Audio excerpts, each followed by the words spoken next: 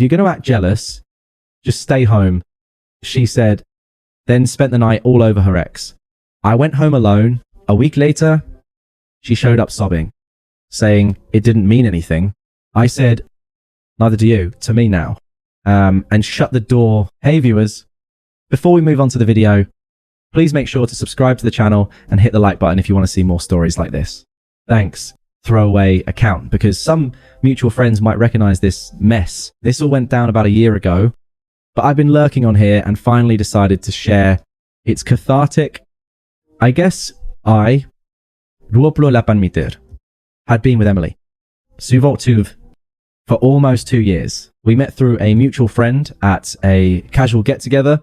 Nothing fancy, just beers and laughs. From the start, I was all in. She was vibrant, funny, the kind of person who could light up a room. But looking back, there were signs she had this habit of flirting harmlessly when we were out, always brushing it off as her personality. I'd mention it once or twice, not in a controlling way, just saying it made me uncomfortable. She'd roll her eyes and say I was being insecure. Lighten up.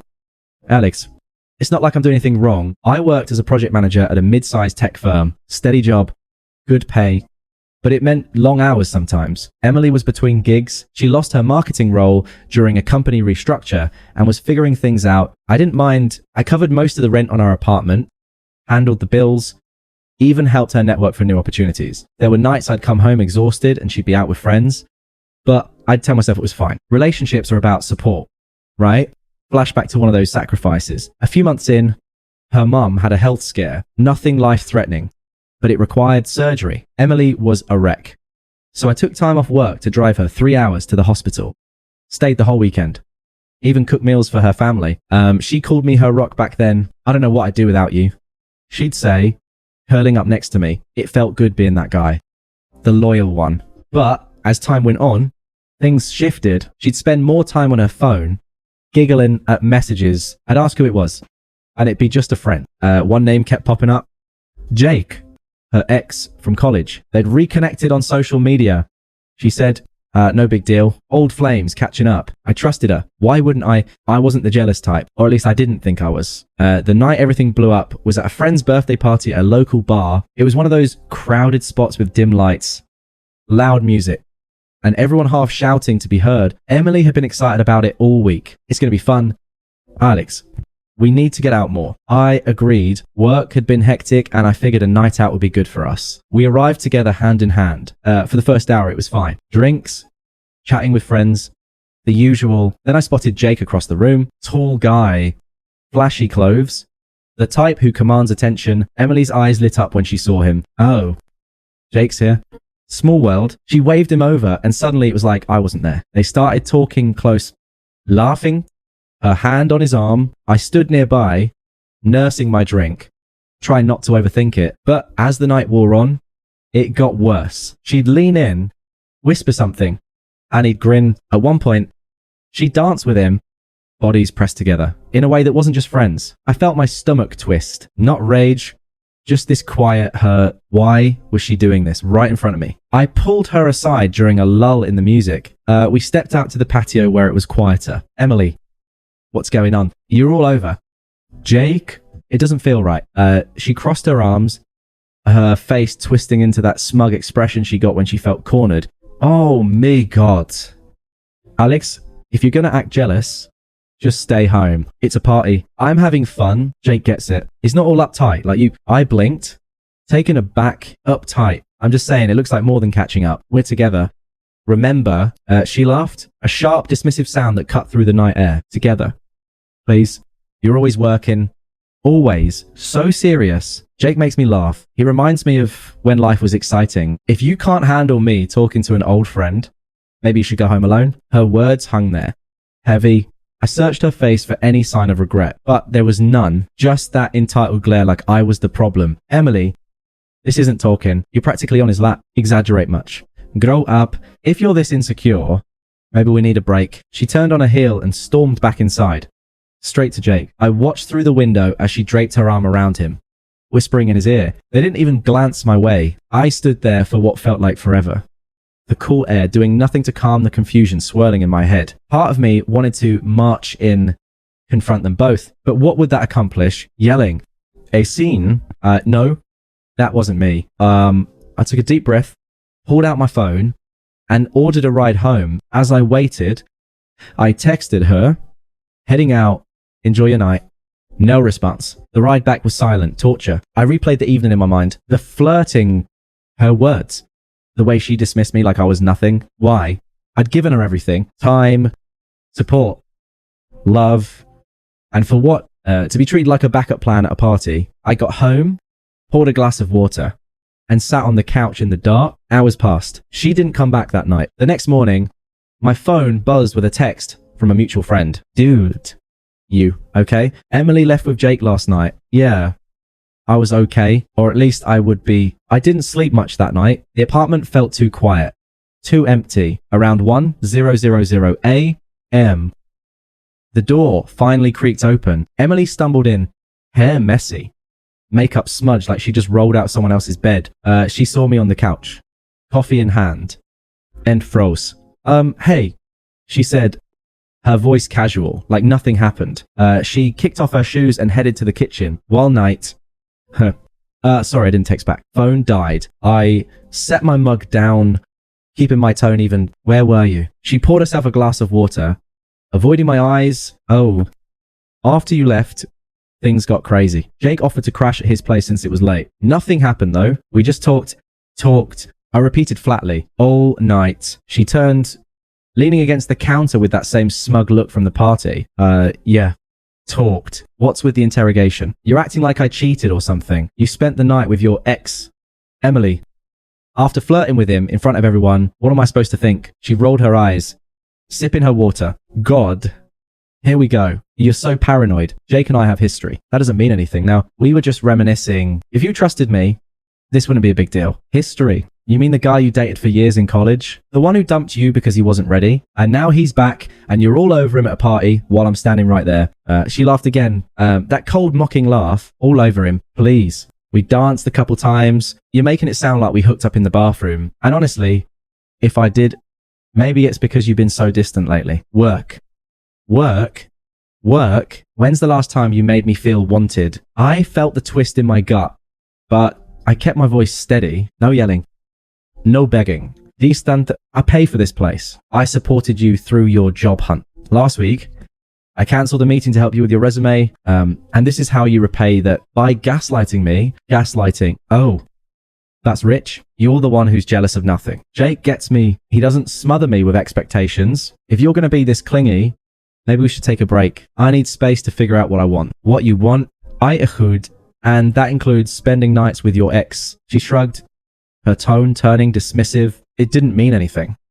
Alex, it was just a fun night. You're blowing this out of proportion because you're insecure. If you can't handle me having friends, male friends, then yeah, maybe this isn't working. There it was. The twisted logic. Everything was my fault. My jealousy, my insecurity, my clinginess, never her actions. I stared at her for a long moment. The pieces clicking into place. This wasn't a one-off. This was who she was.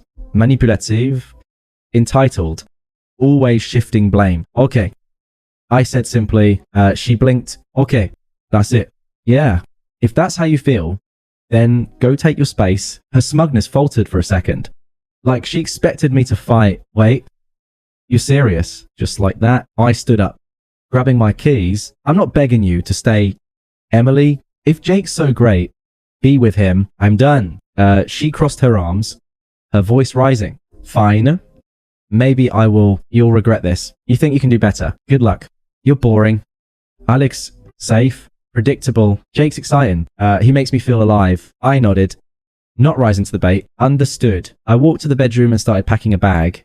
Essentials.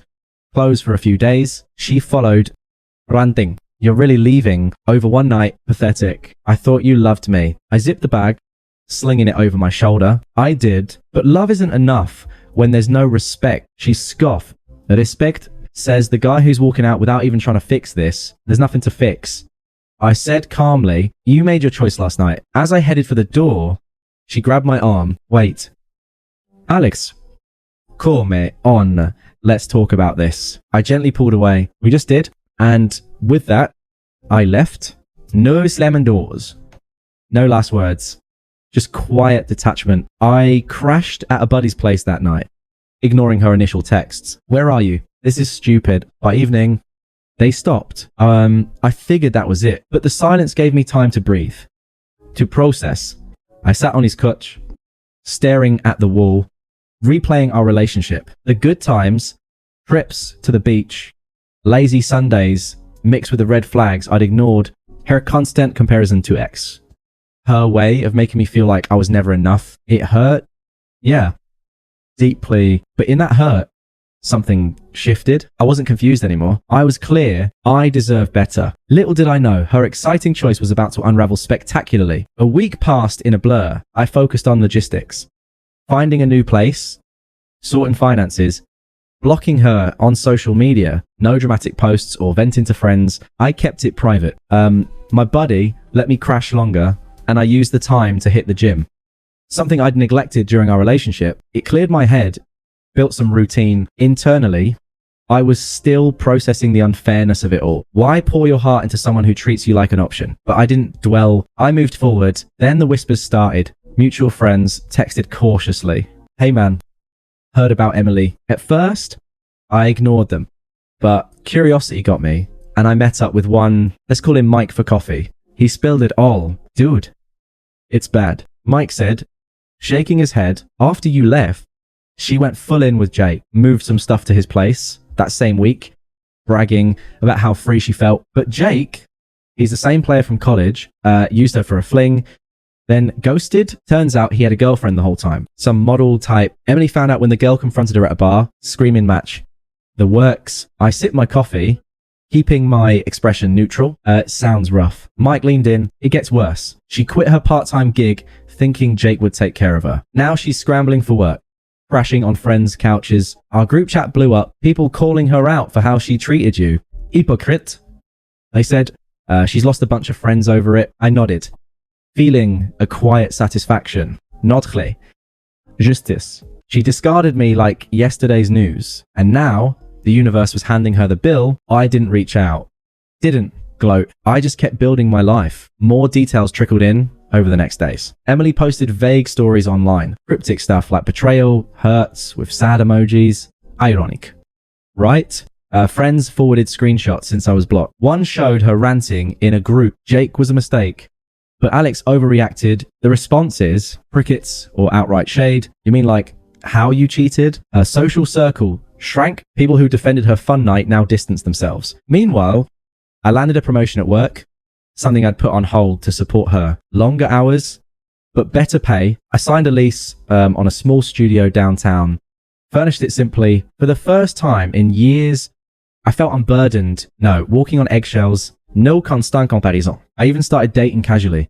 Not rushing. Just enjoying my freedom. But Emily, her downfall accelerated. Mike updated me. She tried confronting Jake, but he blocked her everywhere. Broke and isolated. She spiraled late night posts about learning from mistakes, but no one bought it. It was almost sad how quickly her exciting life crumbled. It started small about 10 days after I left. My phone buzzed with a text from an unknown number. Yes. I realized she probably used a friend's phone since I blocked her main one. Hey, Alex, it's Em. Can we talk? I miss you. I stared at it, then deleted. No response. But she persisted. Another, please. It was a stupid mistake. Jake meant nothing. Still, nothing from me. Then the calls began. Voicemails at first. Her voice, soft, pleading. Alex, pick up. I know I messed up. Let's meet and fix this. I was confused, but I see now you're the one I want. I listened once, then deleted. Her tone shifted over the days from sweet to insistent. Why are you ignoring me? This is childish. We had something real. By week 2, she wrote in others. First, her best friend Sarah texted, hey, Emily's really sorry. She knows she screwed up. Give her a chance. She's changed. I replied curtly, not interested. Sarah fired back, wow. Hold. You're just punishing her now. Be a man and talk it out. Toxic. Right? Like I owed her redemption. Then Emily's brother called. We'd met a few times. Never close. Listen. Man, my sister's a wreck. That Jake guy's an ass. But you bailing didn't help. Family's worried. Come over. Hash it out. I kept it brief. Not my problem anymore. He huffed. selfish. She supported you to, supported me with what my own money. I hung up. Emily's attempts escalated. Late night calls. Her sobbing on voicemail. Alex, please. Jake hurt me bad. He lied about everything. I need you. You're stable. And I took that for granted. Hypocrisy at its finest. She'd called me boring for those traits. Now she craved them. I didn't bite. Then came the anger. A text storm one evening. How dare you ghost me after everything? You're pathetic. Hiding like a coward. Answer me. I blocked the new number. But she showed up at my work, waited in the lobby, eyes red. Security buzzed me. I came down, composed. Alex, she said, voice trembling. We need to talk privately. I crossed my arms. Here works. What? She glanced around, desperate. I messed up big time. Jake was abusive, controlling, mean. He dumped me like trash. I see now what I had with you. Please, let's try again. Abusive. I asked flatly. Yeah. He yelled, ghosted me. It's been hell. Friends ditched me. Said I deserved it. But you're different. Forgive me. Her words echoed her own cruelty. The dismissals, the justifications, but I stayed calm. Sounds like karma. She teared up. Don't be cruel. I love you. You love the safety net. I said evenly, not me. She turned angry. Face flushing. Fine. Be that way. You'll regret this. I was the best thing in your life. No one else will put up with your crap. I nodded. Goodbye. Emily walked away as she ranted behind me. Her family piled on next. Mom emailed, long guilt trippy. Emily's heartbroken. As a man, you should protect her. Come to dinner. We'll sort it. Protect her from her own choices. I didn't respond. Brother texted threats. Ignore us. We'll see about that. Empty noise. Through it all. Her desperation grew. Mix of pleas and fury, revealing the manipulation I'd missed. Friends warned me she was bad-mouthing me online. I didn't check. I was done. A month after the breakup, I was settling into my new routine. Promotion kicking in. Gym paying off. Even a casual date or two. Life felt lighter, purposeful. Then at a mutual friend's birthday party, small gathering at a rooftop bar. I saw her. Emily spotted me first, weaving through the crowd. She looked rough. Hired eyes. Forced smile. I was chatting with Mike and a new acquaintance, Lisa, who joined through work friends. Nothing serious, but the easy laughter felt good. Alex, Emily said, pulling me aside. Her voice cracked. Didn't expect you here. I nodded politely. It's a party. She fidgeted. Can we talk outside? I excused myself, stepped to the edge of the roof. City lights below, but the air was tense. Alex, I've been a mess. She started. Tears welling. Jake destroyed me. Used me.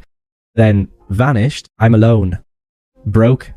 Applying for jobs everywhere. Friends ghosted after hearing the truth. It didn't mean anything with him. A mistake. Please take me back. I looked at her steadily, echoing her old logic. If you're gonna beg like this, just stay away. It doesn't mean anything to me now.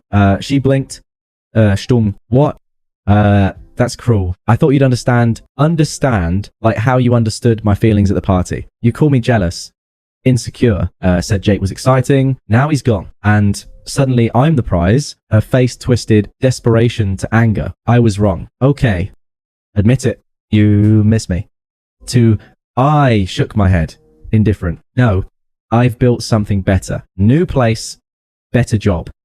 Real peace. You're a closed door. She grabbed my arm. Please.